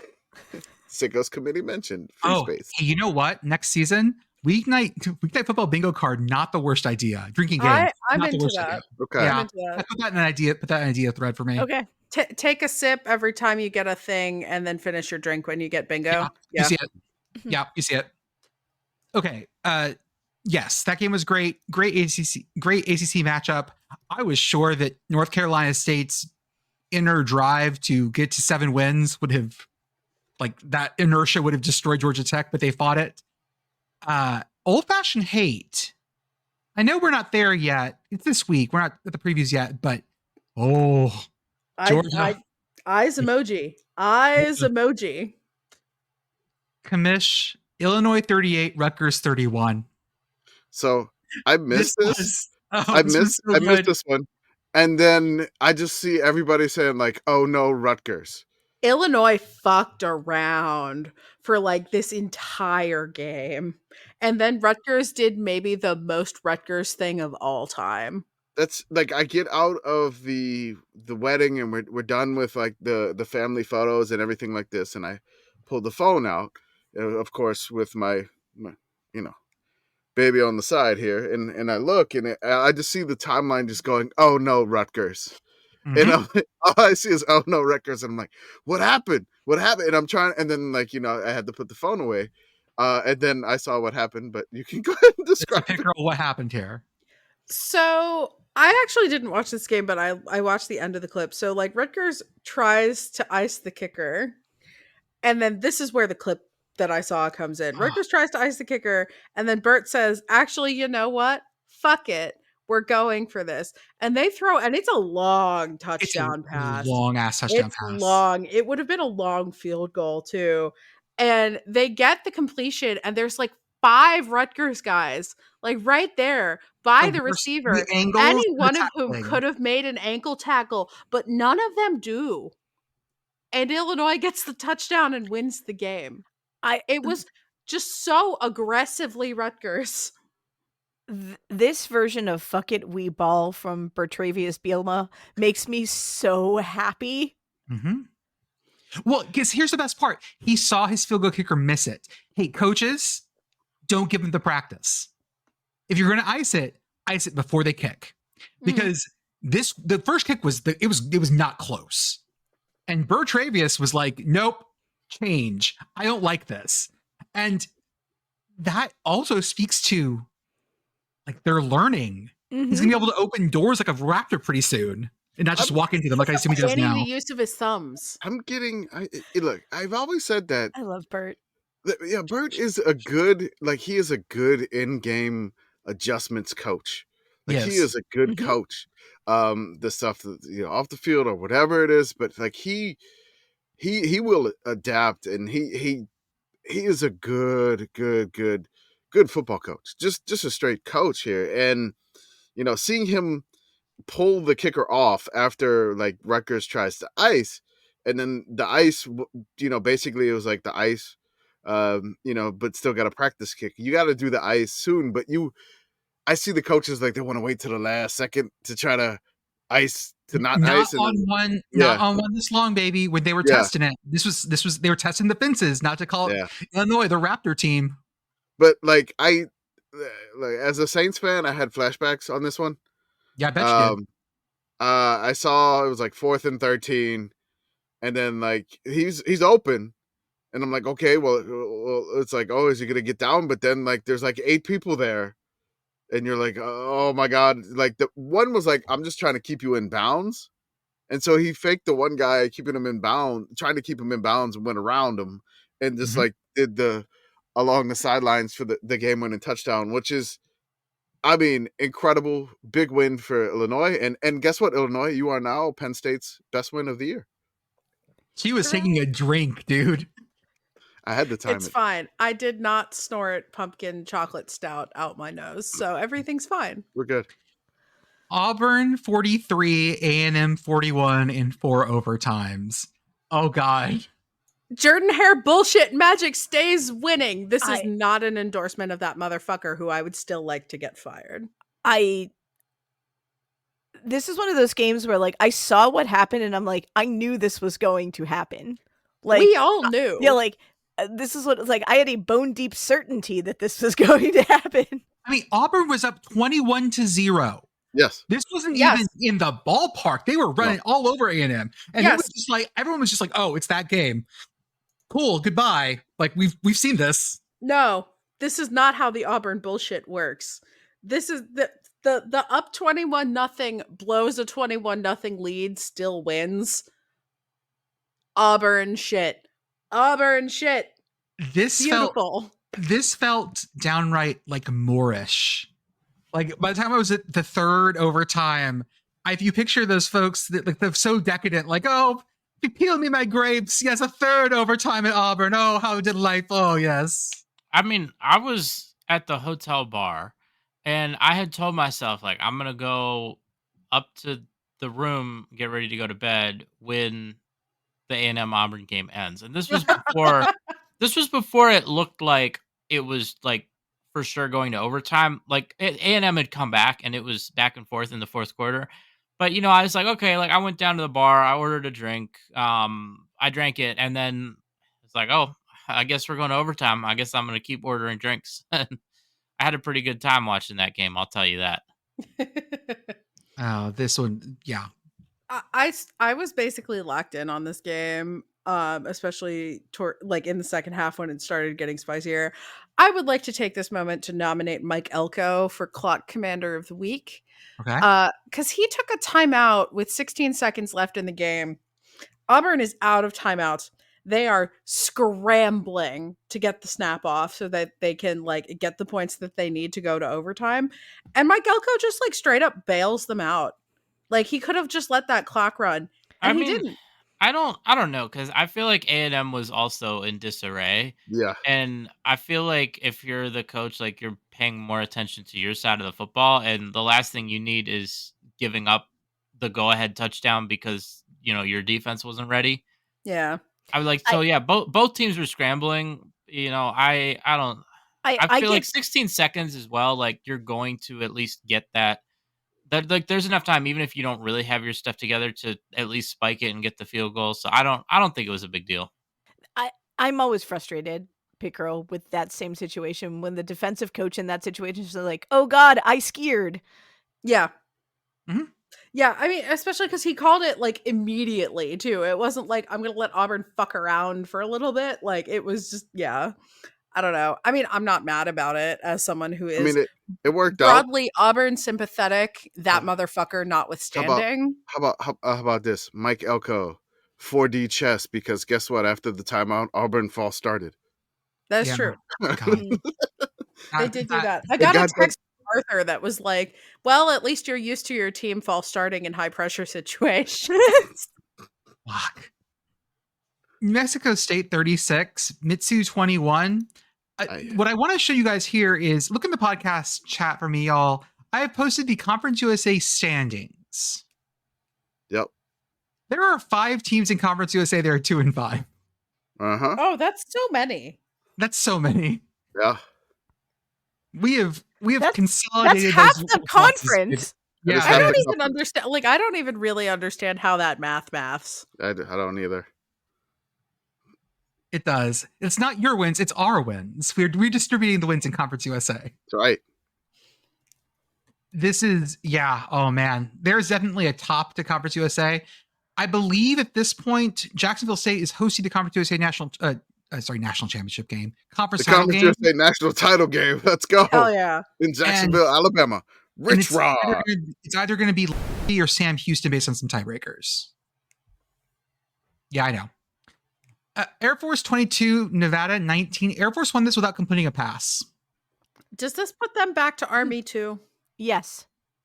Okay. Yes. So they were the first team this year, this season, to win a game with 0 pass yards. In FBS, I believe. There are FBS. I have to asterisk that because someone's going to be like, in D3. Well, there's actually. right. Yeah, so I just want to asterisk that.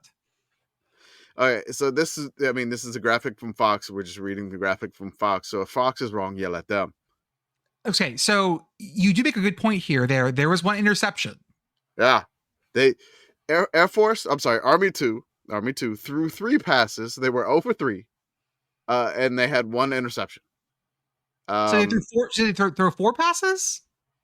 0 for 3 with 1 interception. So, okay. Yes. Sorry, So you would argue that really that interception should count as 1 for 3. Yes, it is technically a completion. It's just not to the correct team. Do you want to know what the quarterback's QBR was? What was his QBR? So QBR is 1 through 100, right? Mm-hmm. Yeah. That's the ESPN metric. So he was 0 for 3. No touchdowns and no completions. Whatever, argue the completion there. 1 interception. Yeah, 1 interception. He had a QBR of 54.7. Huh. Is that higher or lower than what you thought it would be? Higher. Higher. Yeah, same. But I don't know that metric well enough to be like, oh, that makes sense to me though. That's yeah. fine. If you had said like his QBR is 7, I would be like, okay. Right. That number was right in the middle of. I'm not sure how I feel about this. So his passer rating, which we're used to, like the perfect passer rating is 158.3. His passer rating was negative 66.7. There we go. Yes! That's a little bit better. There we go. See, the QBR is like 54. That's too high. It feels like gridflation. Syracuse 31, UConn 24. UConn was fighting this one. Syracuse had more dudes. Like it felt like that. This was, of course, a Fran shower game. Fran Brown gets a shower. Winners get washed. Winners get Winners washed. get washed. Did they do the wash for the whole folks in the dome? No, I don't think they turned it into a foam party like we suggested. Maybe next week against Miami. Oh, get the foam party ready. When they if they rebuild the Trop, put foam in there. Just like put the foam things in there. I don't think you want Florida foam. Oh, so much mold in the walls. Oh, God, so much mold in the walls. See, I was imagining it with a very pleasant orange scent. Ooh, like that store in California, yeah. That place is going to smell like 50-year-old Chuck E. Cheese ball pit. Oh. Like, why are there Band-Aids down here? Why is that scent so evocative? I can smell it. I hate it. That's where the Band-Aids go. God, okay. You lose a Band-Aid, no matter where you are on this earth, it ends up in a Chuck E. Cheese ball pit. God, that's horrifying. And really Narnia. True. Narnia for Band-Aids. Mr. Tumnus just covered in gross Band-Aids. Help me. I'm putting that in the vision board. Just a no context image of Mr. Tumnus covered in Band-Aids. Charlotte 39, FAU 27 in the interim coach bowl. UAB 40, Rice 14. Hey, Rice, are you okay? No, they're done. It's fine. We just don't need to talk about didn't they beat Navy? Like what? Yeah, I know. Just They fired their coach. The coach, the interim coach did not bounce high enough. Hey, you know who it almost bounced for? Hey, UMass, you hung with Georgia longer than you fucking should have. Good for you. They got a 4th down conversion. I was listening to that on the College Football Blitz and was so happy. Like when they had to cut to Georgia, I'm like, we're gonna go to Athens and listen to this Georgia game. Okay, Pitt at Louisville. Pitt Girl, you want to start on that? Yeah, so Pitt's at Louisville on Wednesday. It's a really big game. Number 1 Pitt versus number 3 Louisville. Really exciting volleyball game. As I said on We're Not All Like This with Ryan Nanny, if you're ever going to watch a Pitt volleyball game, this is the one that you should watch. They always go to 5 sets. They're always a banger. Like, would recommend. Yeah, I'm not sure, like, I know things are going to be weird with Thanksgiving. I'm not sure when I'm going to edit the episode we're recording on Tuesday, because Wednesday night is usually when I edit. And, like, this is probably the biggest regular season match of the entire season in, like, the whole NCAA volleyball, like, not just the ACC. Not only is this going to decide, the ACC champion, which is, mainly like you just want the honor of that because both of these teams are absolutely going to be in the tournament, but it's important for seeding. Louisville is hosting the Final Four this year, so if they get a top 4 seed, they can play the entire tournament at home.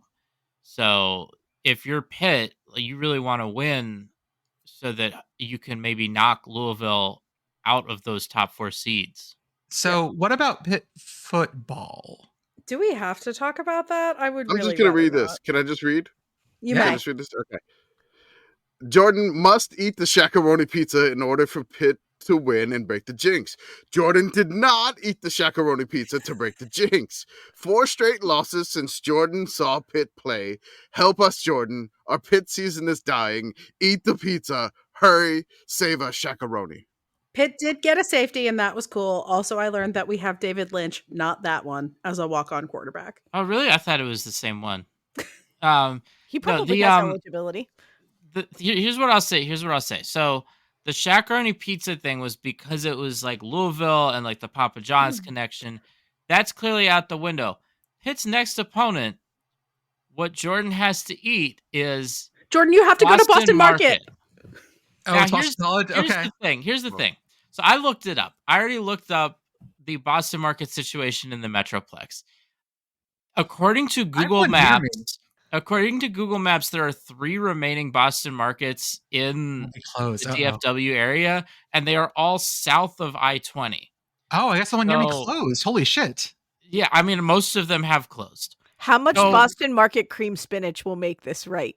Well, so here's the thing. So the other thing is that, right, for this week, I don't think you can actually go to Boston Market and just like walk in and get food, because Boston Market does, like, this whole week they're just working on catering people's Thanksgivings. There are people who are like, I am having Thanksgiving, and I think Boston Market catering is the way to go.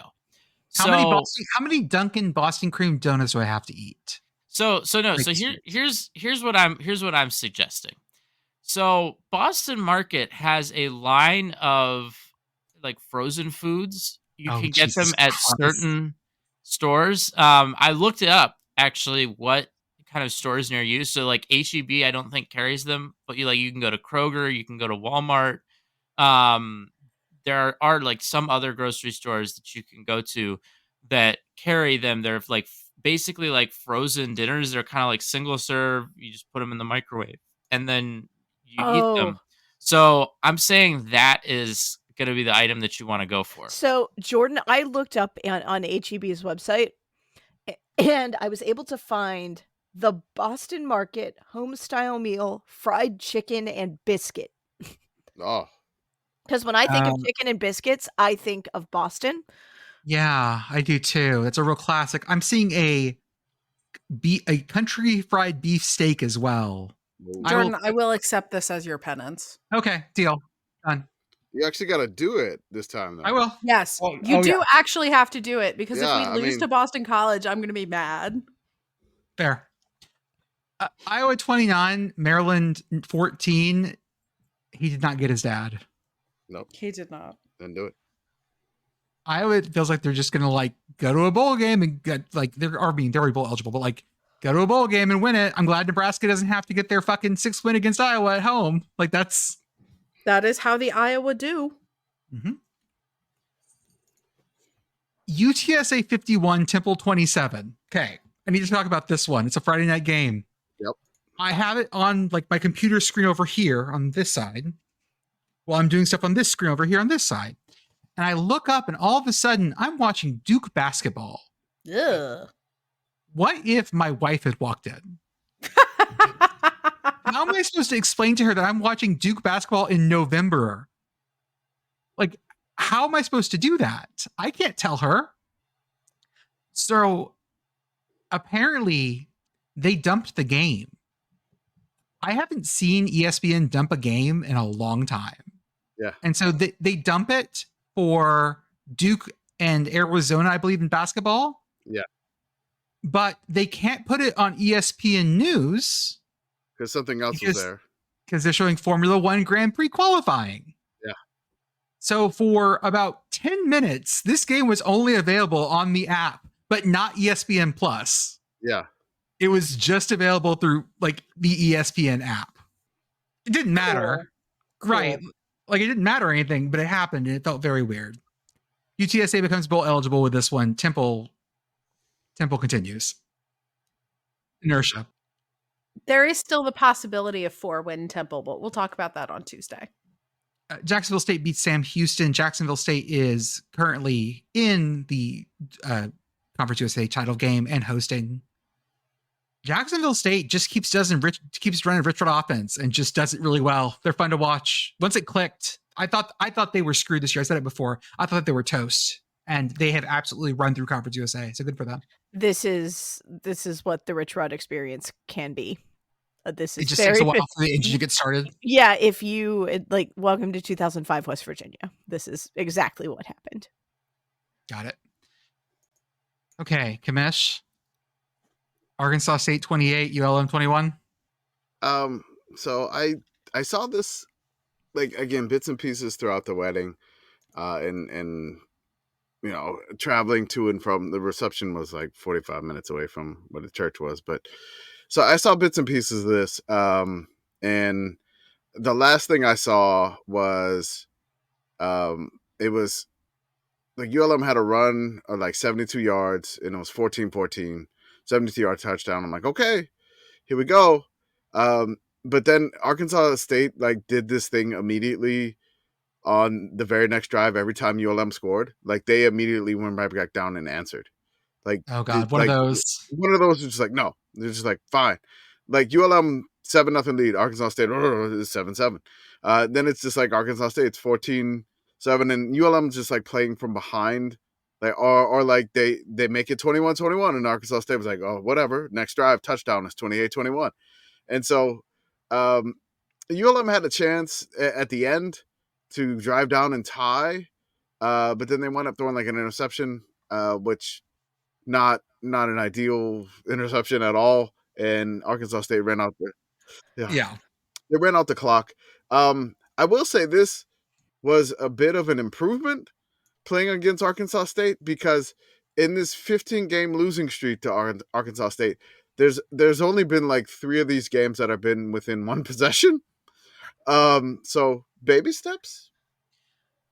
We need to talk about this possibility because people on this podcast are going to have issues with this. There is a good chance it is a Raging Cajuns Marshall Sunbelt Championship. Ugh. And that is the most bad vibes for this podcast you could possibly imagine. I mean, I'm kind of neutral on that personally, but I will ew for the sake of the vibe. Right. No, thanks. I hate it. Although, like, maybe like an andouille breakfast sausage Tudor's biscuit would be really good. Ooh. I would do that. Yeah, I mean, that sounds nice. That does sound good. But, you know, I mean, I saw somebody on like Blue Sky, I think it was Alex Kirshner. He was just like, South Alabama still has a shot to win the Sun Belt West. They just got to win, and then ULM's just got to beat the Cajuns. And it's just like, No big deal.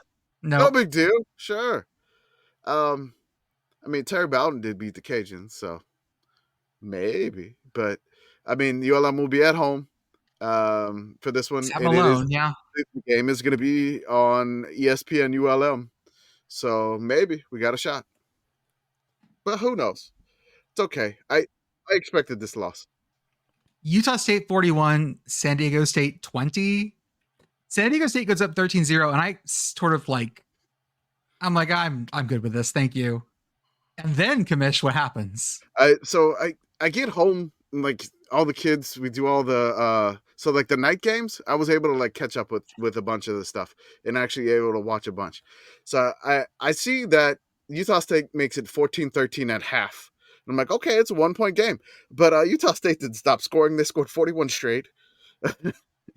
And they wound up winning this one 41-20. Like they just poured it on. And it seems like the interim of Utah State, because they've had an interim the entire year due to the sticky situation that is ongoing with the previous coach firing. I don't want to delve into. You can read it yourself. Really, they've kind of stabilized, and their offense has been really good. And they've unlocked Spencer Petras, and they've done some things really good offensively. The defense hasn't been there. And I mean, anytime you watch a Utah State game, like when they are playing at home, the vibe in that stadium in Logan is like just fantastic. So I don't think Spencer played too much this game. He was 5 for 7, and then he had an interception. They went with Bryson Barnes, who was a little bit more of a dual threat for Utah State. He had more rushing yards than passing yards. He had nearly 200 yards rushing and only 139 yards passing, but 3 TDs. LSU beats Vandy. BC whoops Boston College. BC bowl eligible. That North Carolina game next week is going to be. There's going to be a lot of feelings in that one. You know what it takes to get fired at Tulsa? South Florida 63, Tulsa 30. Ouch. Oh. Yeah, we talked about that earlier. Yeah, SC beats UCLA. East Carolina comes from way back down and beats North Texas on the road. Yeah, North Texas had a 21-point lead, just like Auburn. But you cannot stop the interim coach Pirates. You can't do it. You can't stop this. Yar. They had a mutiny, and the new captain that's taking the Pirates. How that works? I don't know. It is now. It is now. Wait, there's a mutiny, and they threw the coach overboard. Michigan State 24. I'm going to keep driving. Michigan State 24, 17. That was the most Friday ass game, guys. It was like the best. It was so good. Purdue out almost everything to Michigan State in terms of the numbers. Purdue ends up, I think, with negative rushing yards in this game. Oh no! At halftime, it was let me see here. I think like Jonathan Smith was getting interviewed, and I said he looked like an eyewitness on the news. Yeah, because it looked like he'd seen a murder. He looked like he'd seen an absolute fist fight in the street. So like he just like he looks like he's an eyewitness on the news, and it just said defense Michigan State -7 rush yards allowed in the first half, and his face just looks like he's just like I just saw, and then I tied it into like he just saw Purdue Pete. Also Friday night, UNLV 27, San Jose State 16. UNLV sneaks away from this one. It was raining like hell. There's an atmospheric river in Northern California. Mm-hmm. And so it was downpouring the whole game. Everyone looked very unhappy, especially UNLV, who's used to playing 1 in the desert and 2 inside. It do be moist. I feel like this could have been like the only game they've ever played in rain. Like both teams. It's been a long ass time. No, it rains in San Jose. It just never rains in Vegas. Well, the funny thing in this one is that San Jose State was up 14-10. Then there was a safety from like 47 yards away. Oh, dude, just long snapper hikes it. It goes way over the head of the punter because it's wet and slippery as shit. Punter is either I think he's trying to pick it up. People have been saying he's trying to kick out the back of the end zone. I think he's trying to pick it up. It looked to me like he was trying to pick it up. It looked like he was trying to pick it up at around like the 10, like the 10-yard line because where it was, and then like he maybe like accidentally kicked it, and then he realized that it's like if I pick this up, I'm about to get like blasted. Like there's like 6 guys chasing me right now, and there was no way he could get the punt off. So he's trying to pick it up with one hand, but then he wounds up like pushing it further back into the end zone and just batting it out the end zone for. I think this was the longest away from an end zone a safety occurred this year. It was like from the 47. It was a long ways. Oh, that's a lot of safety. That is a big safety. But that was the last points that San Jose State scored in the game. And UNLV rattled off 17 straight to win 27-16. We have crowned our first conference champion. The Pac-12 had their championship game. And the winner are the Oregon State Beavers. Congratulations, Beavs. This was a really fun game. This thing was popping off. I'm a Beaver believer. Damn right. I'm a Beaver believer. That's right. Let's go, Beavs. This was an earned field rush. Don't at me. Yeah, it was. 100%. Yep. Conference championship. That's right. And then whatever happened with Wazoo and Oregon State, with them being, left behind in the realignment, I don't let them have their fun. Like, don't rain on any of their parade whatsoever. You all remember when Benny and Butch showed up in Vegas, and Butch was wearing like an open smoking jacket because he'd just gotten divorced and things were real bad. Like there were. I mean, he looked like Will Ferrell in Wedding Crashers. Pulled it together. These two have pulled their shit together in a real rough year, y'all. SMU 33, UVA 7. SMU is going to Charlotte, baby. And probably playing Miami unless Miami fucks something up pretty badly. I'm not sure what the tiebreakers are there. Miami can mess up in Qs, I believe. Miami 42, Wake 14. This score is a lie.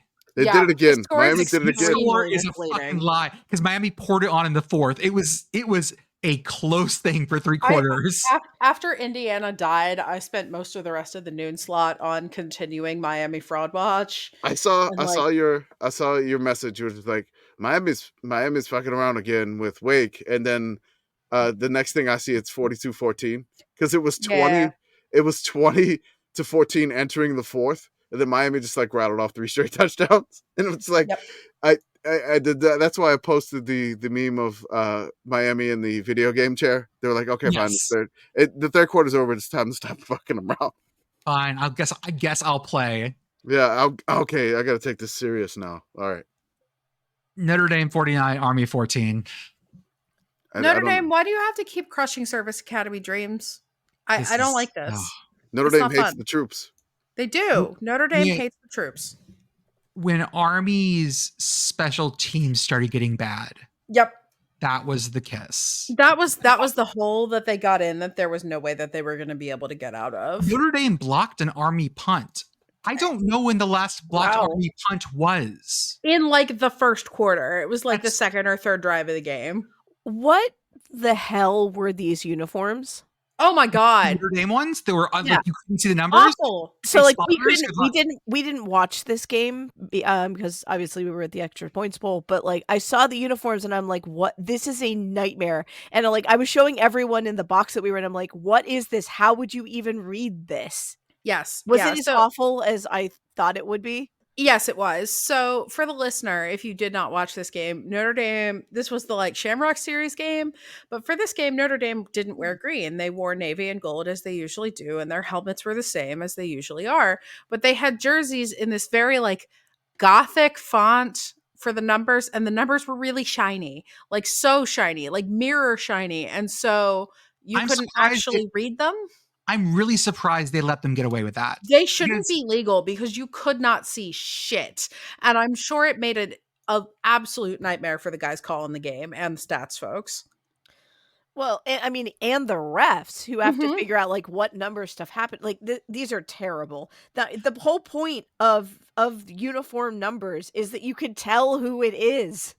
I'm going to drop a uniform in the chat where a team was penalized for their jerseys, and tell me if these are more or less legible. Notre Dame was cheating. I see. They're cheating with the jerseys. They're cheating the troops. Sorry, it's a 12 med pick. Oh yeah, we're still waiting. That's when I copy it, and I'm like, oh, I'll just do real fast. I'll just do it real fast. That's fine. This is much more legible than the Notre Dame jerseys were in like actual game time. This is Florida A&M. It's a white jersey with a white number, but the number is stroked in both orange and green. Okay, And, but I can still 100% see why this was not allowed. okay, that's fine. I'm arguing, but if this should have been flagged, then the Notre Dame one should have been flagged. That's the argument. I don't think that this should have been allowed. I think that those are if we're going to put those together, like one of these definitely cuts it. Like the font itself for the Notre Dame numbers is not great and is not the most legible. And then you make it mirror finish and it's reflecting like the grass or the dark sky back at you when you're trying to read it. No bueno. You're someone who puts cathedral font on uniforms and you're going to complain about that. I like the cathedral font. Don't at me. App State 34, James Madison 20. App State brought 24 points in the second quarter and then just tried to hold on for dear life. James, this game is turning into such a fucking cluster every year. I love it. Even this year where App is clearly down, this is just a game they came out with and took the wood to them. It was great. TCU beats Arizona. Kennesaw State wins a game against FIU. Yay! Hooray! 27-26 in a wild one. It was. And that's why everybody's 2-5 at the bottom of the Conference USA. The Conference USA crab bucket. Love South Alabama 35, Southern Miss 14.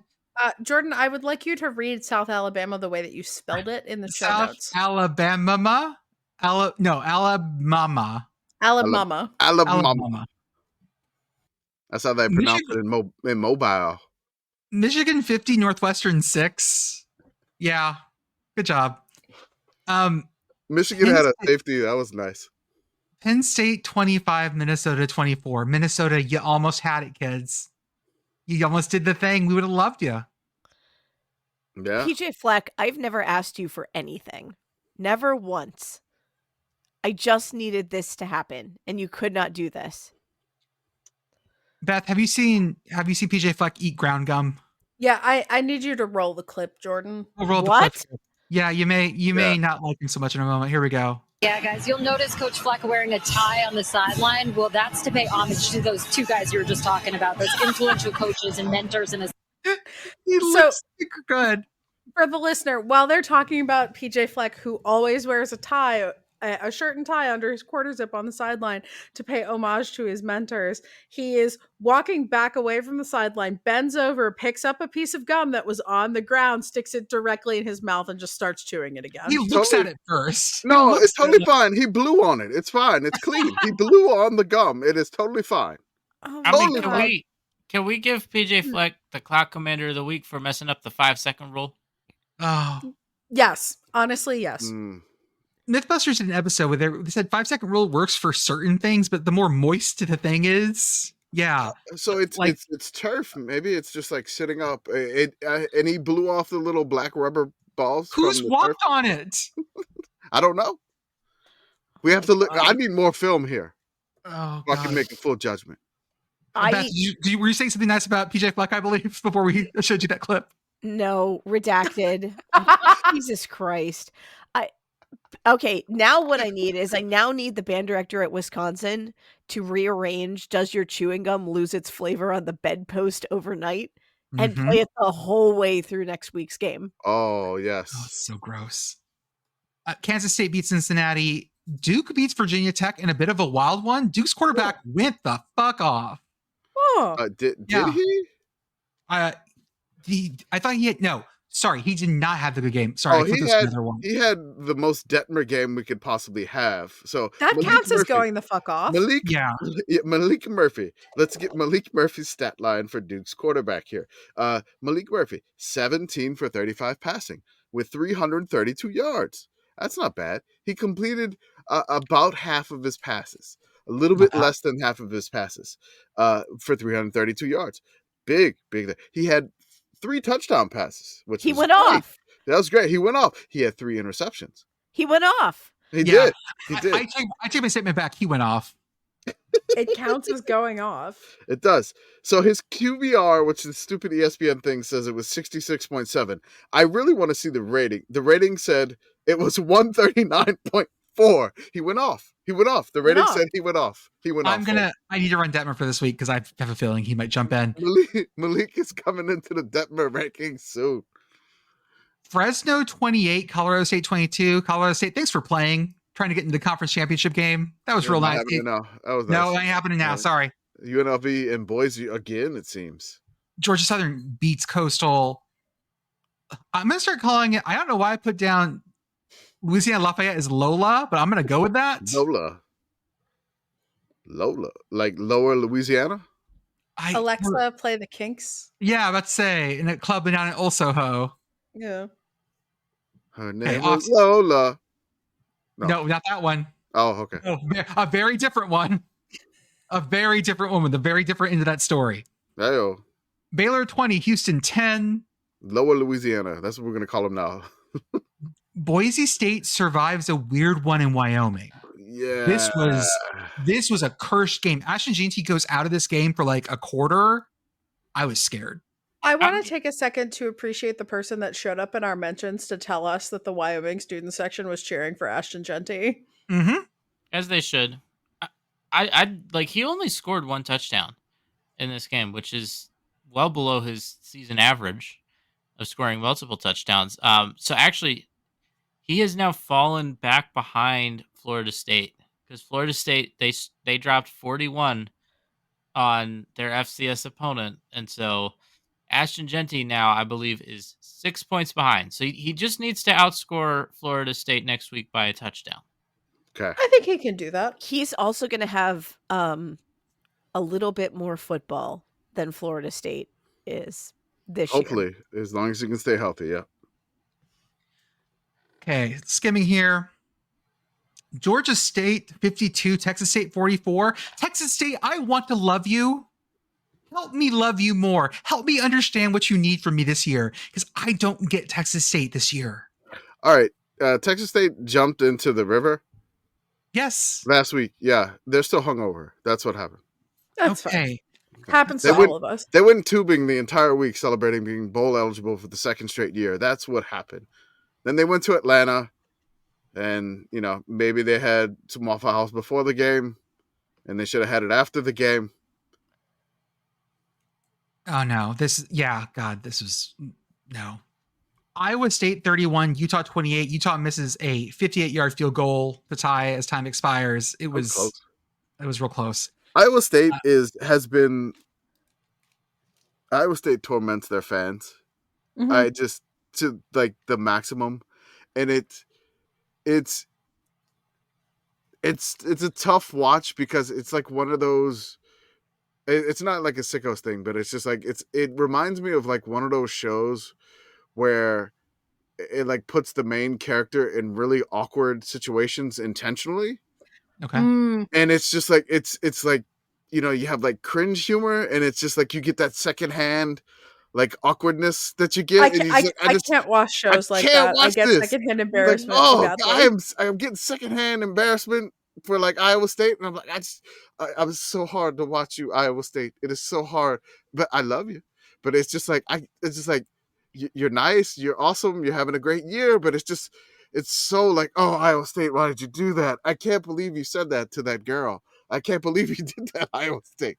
Why would you do that? Why would you say that out loud? And it's like, and then it works out at the end, and it's like a 80s, 90s sitcom, and the moral of the story is Iowa State wins, and they're 9-2. Yeah, in good news for Iowa State, they had a wide right that was good for them. Enjoy your natty light, Iowa State fans. That's right. Ole Miss 17, Florida 24. Lane was so angry at the end of this game. I said it in the ad read, but I was listening to the blitz here, and the Ole Miss call when Jackson Dart threw like a really just. So the way this game ends is on 2 interceptions. Yep. Jackson Dart throws an interception that gets called not interception. Fine, fair. But that next one he threw, that was absolutely an interception. No question there. It was, for those of you who didn't get to watch this game, it was very, very Garrett Green at the end of the backyard brawl, just trying to give the ball to Pitt. Oh my God. Yeah. Yeah. I mean, the biggest thing that I'm disappointed with here is that Florida is now bowl eligible And I don't have anything against Florida, but like I do think it would have been funnier if they needed to beat Florida State to get bowl eligible. Like they really should still beat Florida State. That would be good. Like Billy Napier gets a big win, but like, you know, you want to beat Florida State, but you know, it doesn't have the stakes that it did. La Tech 14, Arkansas 35. I'm just going to say that. We don't need to talk about it. That game happened. Guess what? What? Embrace the Hog is bowl eligible. Glad you got it. Oh, we have reach notes. La Tech. Indiana at Ohio State. Hey, you know what? It's fine, guys. I think that because of the rest of the chaos, I agree with some of our peers in the industry. Peers? That Indiana... We have peers in the industry? I hope not. We are peerless. We are Penn State. We are peerless. Fuck. No, we're not that kind of unrivaled. Let's just say we're LSU. We don't have a direct rival. There we go. Never daunted. They got daunted quite a bit. The first drive was great. And then it wasn't. That's fine. I still think Indiana makes the playoffs. Whatever. Fuck it. I've had fun. I'm going to take the onus on this one. I also think Indiana still makes the playoffs. But also Indiana special teams. Have you tried not doing that? Oh God. I just not like this, right? It's the epitome of just not that. This one's on me, Indiana. I was not home watching TV. This is the first week that I wasn't at home watching TV. I was out at a fall wedding, so I apologize. I'll be back home this weekend, I promise. And Commish was not at home, or not associated watching football somewhere. It's my fault, Indiana. So I failed you, Hoosier fans. Sorry. They, of course, will have to face in-state rival Purdue for the old Oaken bucket. I'll bring the music for next time. Oh, yeah. Alabama 3, Oklahoma way more than 3. Hey, 24. Wow. I don't even remember the number. It doesn't really matter. The only number that matters to me is 29, because that's the number of seconds the Oklahoma fans rushed the field early. Oh, wow. That's a lot. Okay. No. That's too many. They got a double fine for that. And I had to make a Sooner joke. And I had to put in parentheses, it's a joke. I know the history. But it still took all, this is kind of how they got their nickname. Mm-hmm. That's a good joke. This was just... So I'm going to say this. Somebody in our mentions was like, when are you going to bevel OU? No. I'm like, what? Y'all were 10-3 last year. Yeah, this is not. You don't get. Listener, I will make you a promise right now. We are never going to bevel OU. Maybe if they win a bowl game or something. National title or a playoff game. Don't worry about it. So don't worry about it. I mean, it would be tough for us to do that for football. Yeah. I mean, well, we already beveled them for the softball team. So how about that? That's fine. That counts. Georgia 59, UMass 21. I said it earlier. UMass hung in this thing way more than they should have. So good for you. Interim coach bump. I would just like to do a dramatic rating of a meme, which is exactly how memes are supposed to be consumed. Yes. Did you score more than 20 points against Georgia? UMass. Yes, of course. Tennessee, Texas, Clemson, Auburn, Florida, Georgia. ... Yep. And then UTEP went to Tennessee. Sure they did. I just want to give up a shout out to the Tennessee punter who did the Heisman pose on the sideline. Just shout out to the Tennessee punter. Let me get your name real quick, punter man. I forgot it off the top of my head. John Punterman. Yes. Jackson Ross. He dropped 3 punts inside the 20, and he did the Heisman pose 2 or 3 times on the sideline as the Vols won 56-0. We've talked about some of the FCS stuff already, but I will say Idaho beats Idaho State for the Potato Trophy, which is great. The other fun one, Lehigh beats Lafayette in the 160th. The game. Yep. The rivalry, my bad. But Commish.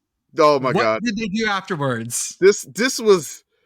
Look, man, I saw this happen, and then I had to watch it again this morning because I was like, this is just so ridiculous on what happened. So Lehigh beats Lafayette, and they clinched the FCS auto bid to the playoffs. So they do this.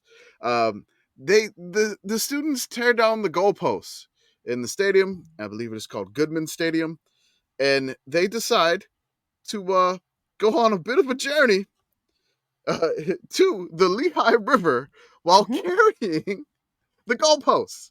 That's so far. It's so far. Now, we've got approximations from folks on how long this trek would be. We've had like people that have been, I guess, near Bethlehem, Pennsylvania, a few times. They indicate that this walk with the goalposts is around 4 miles of walking. I also need you all to keep in mind that this part of PA is very much not flat. Not flat. This is not a flat walk. There is no way. There are some big hills. I mean, you can see even from Google Maps, there's like a big ravine that's part of this walk. Right. They had to walk it underneath an interstate 78. Yes.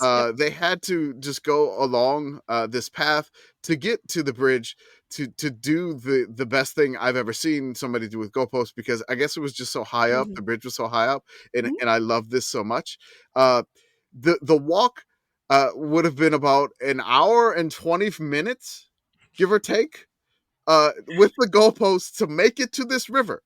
There were some Lehigh fans in our mentions just like, this was the rumor that was going, and they just said, I don't have that in me.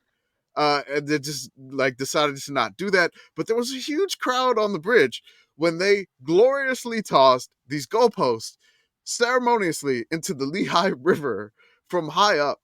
And somebody asked, like, why do people like send goalposts? Why do they put the goalposts in the river? And I'm like, well, that's the goalpost natural habitat.